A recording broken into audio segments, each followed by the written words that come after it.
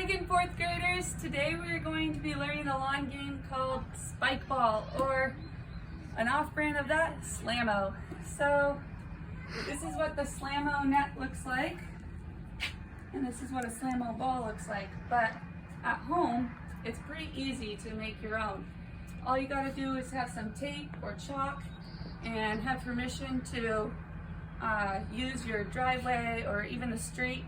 Draw a circle about this size and or put tape down to make a square or circle. That's all you really need. And for Spike Ball, the cues, we're going to go over two sets of cues. First, we're going to talk about cues for spiking. The spiking cues are a lot like a throwing overhand cue, which we talked about already this year. So for Spike Ball, when we're spiking, we're going to make sure that we want to have our shoulders toward our target. We're going to extend our arm back. As we extend our arm back, we're stepping with the opposite foot this time. So it's a little different than the Frisbee where we were stepping with the same foot. Now we're stepping with that opposite foot, just like with our underhand throw or overhand throw. So as we step, we're going to we want to have our eyes on the target. So in this case, our target is the ball. So as the ball's in the air, we're stepping, we're bringing our arm back, and they call it torque, but in essence, we're just turning our hips to the outside, away from the target. And then we're gonna come up, and we're gonna follow through down at the net, at our target, and hit that ball for a spike. So that's for spiking. And now we're going to talk about the cues for volleying. That's the other thing that you do in Spike Ball in order to be successful. So when we volley, what we want to make sure we have is our feet shoulder width apart and slightly bent, so we're in a ready position.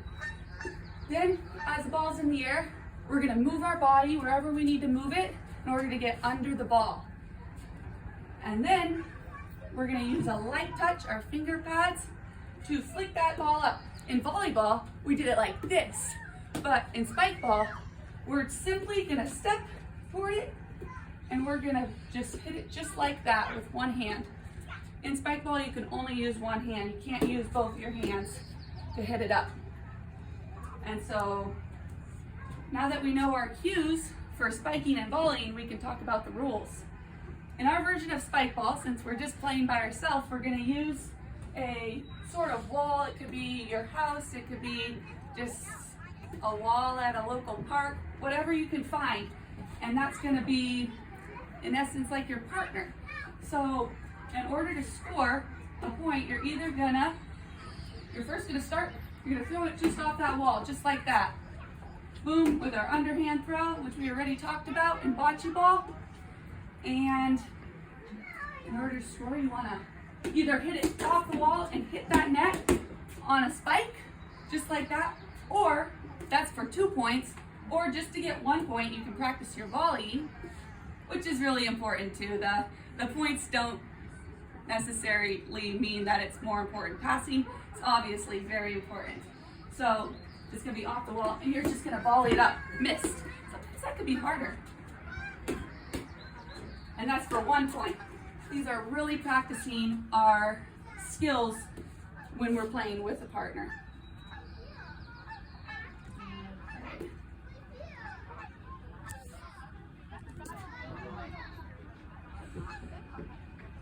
Okay, now that we know our scoring and our cues, we could talk about if we were actually at a barbecue, actually camping with our family, and we wanted to teach them this game. How do we do the actual Spike Ball rules with partners? We take it away and bring it probably to the lawn, or it could be the sand, just so you can dive and lay out for stuff. We know we love to work hard and put in extra effort. All right, so now you're gonna have your partner. Your partner stands same side as you, and then you're gonna have another group of partners gonna be on this side.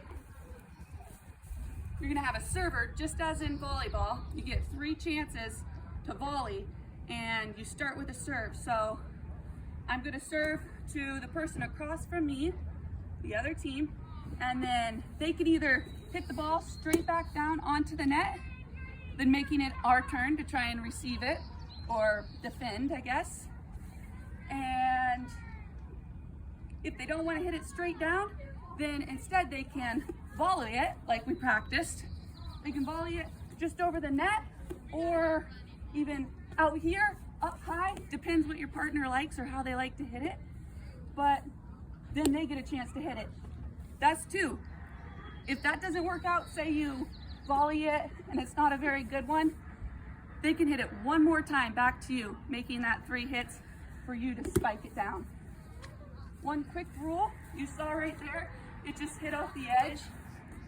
That is a redo. So you're gonna replay the point, you're gonna reserve, nobody scores. And yeah, you can kind of play to whatever you want. Usually you play to 21, but sometimes if you want to play shorter games, do a tournament, you could play to 10. And that's how we play spike ball. Thank you.